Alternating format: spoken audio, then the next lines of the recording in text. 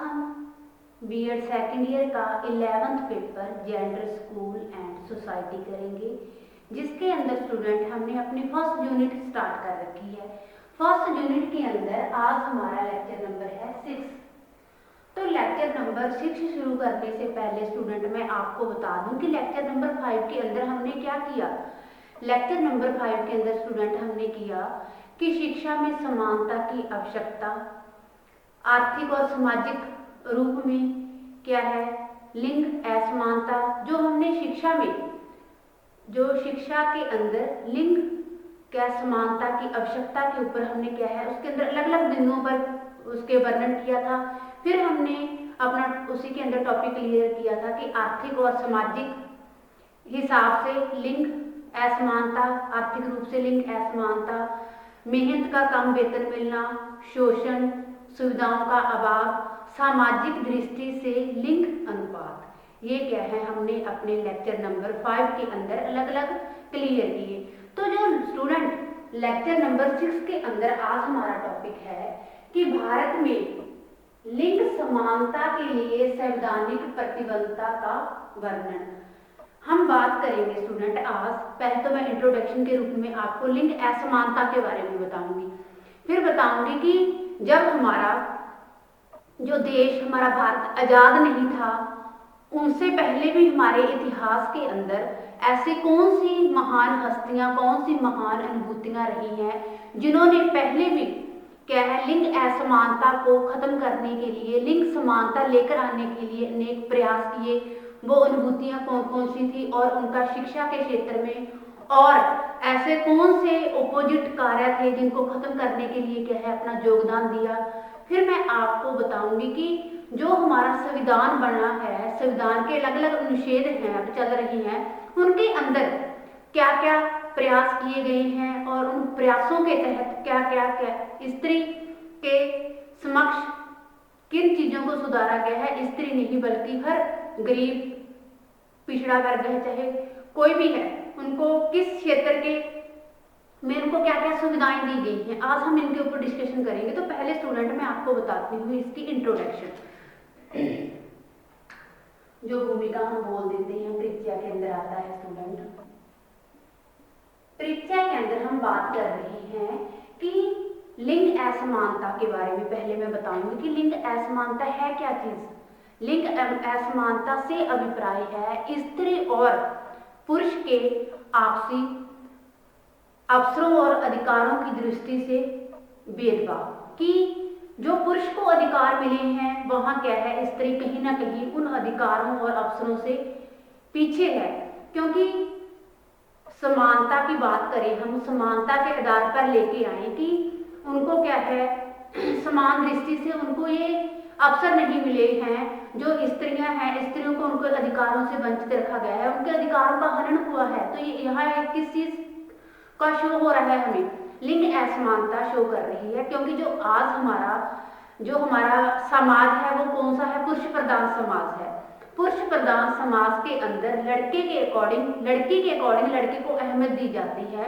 उनको क्या है, अगर कि जिस घर के अंदर लड़का नहीं होता तो ये क्या है अधूरी फैमिली मानी जाती है, कि हमारी फैमिली कंप्लीट नहीं है। जो लड़कियां क्या है बेगाना धन है, वो क्या है हमारा नहीं है, ये घर उनका नहीं है, वो आगे चली जाएंगे, अपने ससुराल में चली जाएंगी, अपने घर चली जाएंगी। तो इस प्रकार क्या है लड़कियों को शिक्षा से भी वंचित रखा जा रहा है और उनके अधिकारों से भी वंचित रखा जा रहा है। तो हर क्षेत्र के अंदर वो क्या है पिछड़ कर रह गई हैं। जैसे असमानता की हम बात करें स्टूडेंट, तो मान के चलो कि जो अनुसूचित जातियां हैं, अनुसूचित जनजातियां हैं, अगर हम उनकी भी बात करते हैं स्टूडेंट, तो वो भी क्या है वो बालक हैं जो निम्न वर्ग के अंदर आ जाते हैं, जिन्हें क्या है पीछे रखा गया है। चाहे उनकी भाषा के कारण लगा लो आप, चाहे कहीं किसी और कैटेगरी के हिसाब से लगा लो, चाहे अमीरी और गरीबी की खाई जो पनप हुई है उसके आधार पर लगा लो। तो ये क्या है सारी किस चीज को शो कर रही हैं, लिंग असमानता को शो कर रही हैं। लिंग असमानता के अंदर ये चीजें आ जाती हैं। अब हम बात कर रहे हैं कि अगर लिंग हमारे देश के अंदर, जो प्रजातंत्र हमारा देश भारत कहला रहा है, उसके अंदर हमने लिंग असमानता को दूर करना है। तो लिंग असमानता कैसे दूर होगी? शिक्षा के माध्यम से। शिक्षा के माध्यम से अकेले पुरुषों को ही जागरूक करके नहीं, स्त्रियों को जागरूक और उन्हें प्रोत्साहित करके इस चीज को हम क्या है दूर कर सकते हैं। तो हम अपने देश के अंदर क्या है लिंग समानता ला सकते हैं। लिंग समानता के जैसे स्टूडेंट आपको पता ही है कि जो अवसरों और अधिकारों की दृष्टि से सबको समान समझे जाना, क्योंकि जो हमारा भारत है उसके अंदर स्त्रियों की दशा बहुत शोचनीय है। वो उनको क्या है हर अधिकार से वंचित रखा जा रहा है, उनके अधिकारों का हनन किया जा रहा है, उन्हें बाहर तक नहीं जाने दिया जाता। अगर बाहर जाएंगी तो वो पुरुष से क्या है कंधे से कंधा मिलाकर काम करेंगी, लेकिन जो हमारा समाज है, हमारी सोसाइटी है, इस चीज को अलाउ नहीं करती। तो आज हमने अगर अपने देश के अंदर लिंग समानता लेकर आनी है, लिंग असमानता को खत्म करना है, तो वो किसके द्वारा हो सकता है? वो शिक्षा के ही द्वारा हो सकता है। तो हर पेरेंट्स का, हर शिक्षक का, हर नागरिक का ये कर्तव्य बनता है कि लड़कियों को लड़कों के समान क्या है शिक्षा दी जाए और उन्हें हर क्षेत्र में, चाहे वो नौकरी पेशा है, चाहे वो कोई और व्यवसाय है, उनको लड़कों के समक्ष बराबर हर क्षेत्र के अंदर लेकर आया जाए, तो ही हमारे देश के अंदर क्या है लिंग समानता लाई जा सकती है। तो ये हुआ हमारा इंट्रोडक्शन के रूप में। अब हम बात करते हैं कि स्वतंत्रता से पहले, जो भारत आजाद होने से पहले भी कुछ ऐसी अनुभूतियां रही हैं जो क्या है जिन्होंने लिंग समानता के ऊपर सुधार करने की कोशिश की। तो हम इस पॉइंटों को डिस्कशन करेंगे। तो हमारा है स्वतंत्रता से पहले, स्वतंत्रता से पहले की बात कर रहे हैं स्टूडेंट हम कि स्वतंत्रता से पहले हमारे देश के अंदर, हमारे जो देश के योगदान के अंदर लगा लो, लिंग असमानता को खत्म करने के लिए किन किन महान अनुभूतियों का योगदान रहा, तो हम बात करते हैं। तो मैं फर्स्ट बात कर रही हूँ महात्मा गांधी।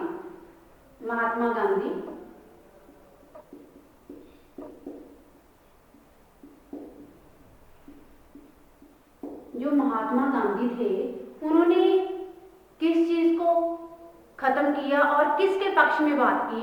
महात्मा गांधी ने क्लास लेस सोसाइटी को क्या है अपनाया। उन्होंने, इसका मतलब क्या है स्टूडेंट, जो समाज के अंदर चाहे वो उच्च वर्ग के लोग हैं, चाहे वो निम्न वर्ग के लोग हैं, चाहे वो क्या है अमीर है, चाहे वो गरीब हैं, तो उन्होंने क्या है अपनी दृष्टि के हिसाब से सभी को एक नजरिए से देखा। तो जो लोगों के अंदर जात पात के अंदर क्या है भेदभाव हो रहा था, तो उन्होंने क्या है इस भेदभाव को दूर किया और स्त्री के पक्ष में बात की।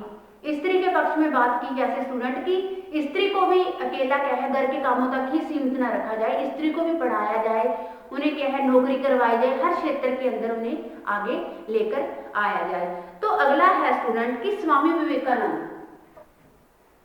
इस स्वामी विवेकानंद का क्या रोल था?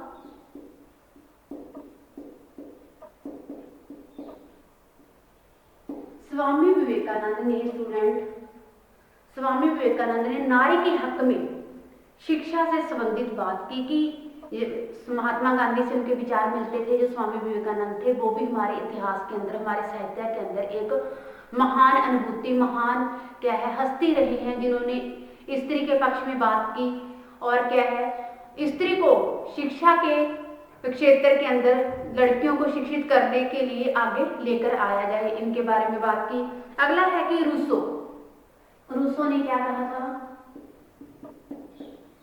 रूसो ने स्टूडेंट कहा था शिक्षा अगर नहीं भी दी जा रही लड़की को क्या है गृह विज्ञान के अंदर उन्हें इतना जागरूक किया जाए कि वो घर बैठी रसोई के काम में, जो हस्त से और आर्ट के काम में, चाहे आप जो घर की चार दीवारी के अंदर जो काम है उनके मामलों में परफेक्ट किया जाए। क्योंकि एक अगर लड़की, एक स्त्री घर के कामों में परफेक्ट है तो वो क्या है अपनी बच्चों, अपनी लड़कियों का भविष्य बना सकती है। उन्होंने रूसो ने क्या है ग्रह विज्ञान के बारे में स्त्री को शिक्षित करने के लिए प्रेरणा दी। अगला है राजा राम मोहन राय। राजा राम मोहन राय। अब राजा राम मोहन राय किसके हक में थे? हम स्वतंत्रता के पहले की बात कर रहे हैं कि जिन्होंने लिंग असमानता को दूर करने का क्या है प्रयास किए। जो राजा राम मोहन राय थे उन्होंने सती प्रथा का अंत किया और स्त्री शिक्षा को बढ़ावा दिया। सती प्रथा का अंत कैसे स्टूडेंट? कि जब उसका पति एक्सपायर हो जाता था, पति की मृत्यु हो जाती थी, तो क्या है जिंदा ही लड़की को साथ जला दिया जाता था। तो इस प्रकार राजा राम मोहन राय ने इसका क्या है अंत किया और लड़की को, स्त्री को आगे पढ़ाने के लिए, आगे बढ़ने के लिए प्रेरित किया। अगला है स्टूडेंट पॉइंट कि कौन थे केशव चंद्र सेन और राजा राम मोहन राय थे। जैसे इनके साथ हम लगा लो केशव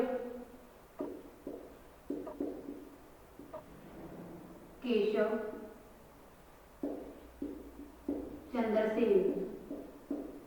जो केशव चंद्र सेन थे और राजा राम मोहन राय थे स्टूडेंट, इन्होंने क्या किया कि एक तो स्त्री को शिक्षित करने के लिए बढ़ावा दिया और बाल विवाह को बंद कर दिया। बाल विवाह को जैसे क्या है पहले छोटी उम्र के अंदर ही लड़के लड़कियों की मैरिज कर दी जाती थी। लड़कियों की जो मैरिज थी वो क्या है 14 वर्ष के अंदर और लड़कों को 18 वर्ष के अंदर। लेकिन हमारे अब संविधान के अंदर लड़कियों की एज 18 साल कर दी गई है और लड़कों की जो एज है विवाह के लिए 21 वर्ष कर दी है। तो जो केशव चंद्र और राजा राम मोहन राय जी थे उन्होंने भी क्या है स्त्री को शिक्षित करने के लिए आगे लेकर आने के लिए प्रेरित किया, बाल विवाह को बंद किया। जब क्या है छोटी एज के अंदर जो बच्चों की खेलने की एज थी उनमें क्या है विवाह कर दिया जाता था। बच्चे को कुछ नहीं पता होता था कि मेरी लाइफ के अंदर, मेरी गृहस्थी के अंदर, मेरे जीवन के अंदर है क्या। इवन तक कि यहाँ तक उन्हें रिश्तेदारों और रिलेशन के बारे में भी कुछ पता नहीं होता था। वे क्या है बेसमझ होते थे। इस प्रकार जो राजा राम मोहन राय थे और केशव चंद्र थे उन्होंने क्या है इस बाल विवाह प्रथा को बंद किया और स्त्री शिक्षा पर क्या है बल दिया। तो ये स्टूडेंट हमारी बातें हुई स्वतंत्रता से पहले कि कौन कौन से महान हमारे साहित्य के अंदर हस्तियां, महान अनुभूतियां रही हैं जिन्होंने क्या है लिंग असमानता को दूर करने का प्रयत्न किया। अब हम बात करेंगे कि समानहित संवैधानिक दायित्व। यहाँ पे स्टूडेंट का लिखती हूँ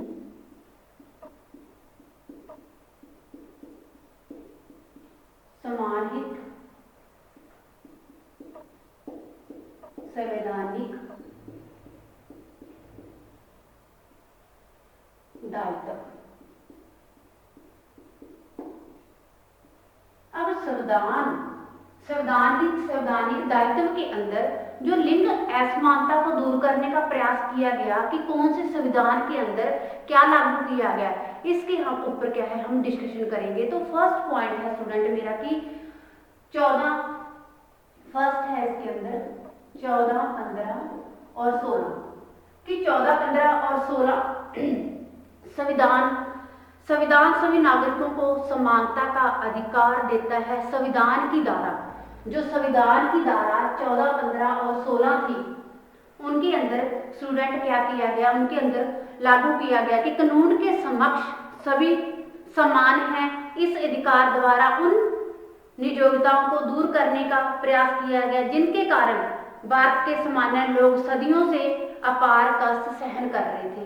कि उन कमियों को दूर किया गया जो क्या है स्टार्टिंग से लोग जिन कष्टों को सहन कर रहे थे, जिन कष्टों के अंदर थे। अब वो कष्ट कौन कौन से थे? जैसे उनके अधिकारों से वंचित रखा जाता था, उनके अधिकारों का हनन किया जाता था। तो इस प्रकार क्या है इन अधिकारों से उन्हें समझाया गया, कष्ट से दूर किया गया, लोग अपने अधिकारों के प्रति जागरूक हुए। इस प्रकार क्या वो उन्हें अपने अधिकारों के प्रति जागरूक किया गया और प्रोत्साहित किया गया। कौन सी? संविधान की धारा 14, 15, 16 के अनुसार। अब सेकंड है स्टूडेंट कि मौलिक अधिकारों में मौलिक अधिकार थे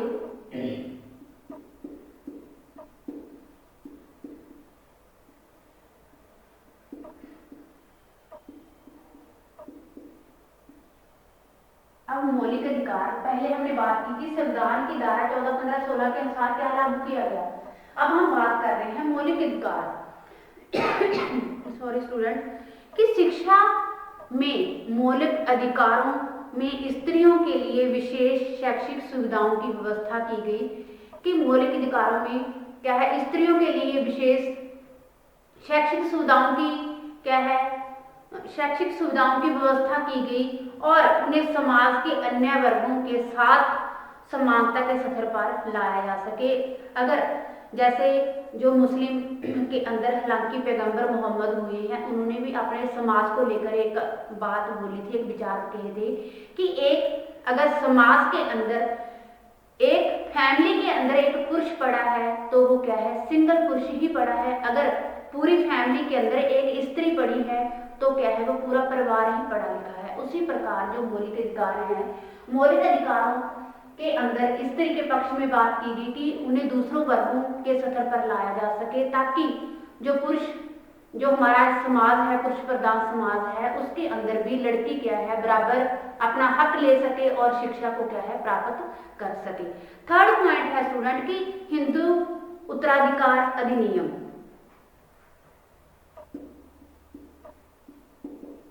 हिंदू उत्तराधिकार नियम। अब हिंदू उत्तराधिकार नियम के अंदर स्टूडेंट क्या लागू हुआ, हम इसके ऊपर डिस्कशन करेंगे कि हिंदू उत्तराधिकार अधिनियम, इसके द्वारा स्त्रियों को परिवार की संपत्ति में समान अधिकार दिया गया, जिससे उनके साथ होने वाले भेदभाव को दूर किया जा सके। कि जो उनकी संपत्ति के अंदर समान अधिकार है, समान अधिकार कौन कौन से हैं, जैसे अगर एक लड़का फैमिली के अंदर क्या है, अपने जो अपना बाप है या उसका फादर है उसका हकदार है, तो लड़की क्यों नहीं हकदार। तो इस प्रकार क्या है, लड़कों के समान उसे क्या है, पूरी संपत्ति का हकदार बनाया है। इस हिंदू उत्तराधिकार नियम के अंदर इस चीज को लागू किया गया। अगला पॉइंट है स्टूडेंट कि भारतीय संविधान द्वारा 14 में, संविधान 14 के अंदर क्या लागू किया गया स्टूडेंट कि भारतीय संविधान के द्वारा 14 में विधि क्षमता पर जोर दिया गया। एक विधि बनाई, उसकी क्षमता पर क्या है, जोर दिया गया। अगला पॉइंट है स्टूडेंट की धारा 15 में, धारा 15 में जो धारा 15 थी उसके तहत क्या नियम लागू किया गया कि धारा 15 के अंतर्गत जाति, लिंग, धर्म, वर्ग, जन्म के आधार पर विवेक का क्या है, प्रतिवेश किया गया या प्रतिषेध किया गया। जो धारा 15 थी स्टूडेंट, उसके अंतर्गत जो क्या है, लिंग, वर्ग, जाति क्या है, धर्म के नाम पर जो क्या है भेद किया जा रहा था, उसका प्रतिषेध किया गया कि ये जो धर्म, लिंग, जाति आदि के आधार पर कोई भेदभाव हो रहा है, उनको क्या है खत्म किया जाए और सभी को एक समान दृष्टिकोण से देखा जाए। अगला है स्टूडेंट की धारा 23 और 24। धारा 23 और 24 में क्या लागू किया गया, जो धारा 23 और 24 में स्टूडेंट शोषण के विरुद्ध अधिकार दिया गया कि धारा 23 और 24 के अंदर स्टूडेंट जो शोषण के विरुद्ध अधिकार दिया गया कि जिसका शोषण हो रहा है, चाहे स्त्री है चाहे वो पुरुष है, उसके विरुद्ध आवाज उठाने की सख्त जरूरत है। तो स्टूडेंट आज हमने अपने लेक्चर नंबर 6 के अंदर अपना टॉपिक क्लियर किया कि भारत में लिंग समानता के लिए संवैधानिक प्रतिबद्धता का वर्णन। तो जो प्रतिबद्धता का वर्णन किया गया है स्टूडेंट, उसके पहले मैंने इंट्रोडक्शन के रूप में आपको क्या है लिंग असमानता के बारे में बताया कि किस प्रकार क्या है अवसरों और अधिकारों की दृष्टि में क्या है लड़का लड़की के साथ, पुरुष स्त्री के साथ क्या भेदभाव किया जा रहा है और उनको किस प्रकार क्या है हमने लिंग समानता के अंदर बदलना है, किस प्रकार लड़की को पीछा धकेला जा रहा है और लड़के को आगे लेके आया जा रहा है। क्योंकि जो हमारा समाज है वो क्या है पुरुष प्रधान समाज है। पुरुष प्रधान समाज के अंदर लड़के को ज्यादा अहमियत दी जाती है और लड़के को क्या है कम अहमियत दी जाती है। तो इस प्रकार स्टूडेंट मैंने इंट्रोडक्शन के रूप में आपको ये चीज बताई, फिर बताई कि लिंग असमानता को लिंग असमानता को दूर करने के लिए जो हमारे स्वतंत्रता से पहले किन किन महान अनुभूतियों ने लिंग असमानता को दूर करने का प्रयत्न किया, किन किन ने किया? महात्मा गांधी, स्वामी विवेकानंद, रूसो, राजा राम मोहन राय, केशव चंद्र सेन। कि पहले जो लड़कियों के साथ शोषण हो रहा था, लड़कियों को क्या है घर सिर्फ घर गृहस्थी तक ही सीमित रखा जाता था कि लड़कियां क्या है घर को चलाने और घर को बढ़ाने वाली एक औरत के रूप में ही उसे निम्न दर्जे के रूप में ही उसे दर्जा दिया जाता था। इसके बारे में बात की। फिर हमने बात की कि स्वतंत्रता के बाद जो समाहित संवैधानिक दायित्व था उसके अंदर लिंग असमानता को दूर करने के क्या क्या प्रयास किए गए। जो हमारे संविधान के अंदर जो जो सी धाराएं बनाई गई उसके अंदर जैसे 14, 15, 16 के धारा के हिसाब से बताया। फिर मौलिक अधिकार बताए, हिंदू उत्तराधिकार नियम के कौन सा रूल रेगुलेशन लागू किए गए हैं। संविधान 14 के हिसाब से धारा 15, धारा 23, 24 में किस क्या है नियम को, जैसे शोषण के नियम को क्या है लागू किया गया है। तो इस प्रकार स्टूडेंट क्या है हमने अपना आज का टॉपिक क्लियर किया। तो स्टूडेंट आई होप कि आपको बहुत अच्छे से समझाया होगा। Thanks student, have a nice day.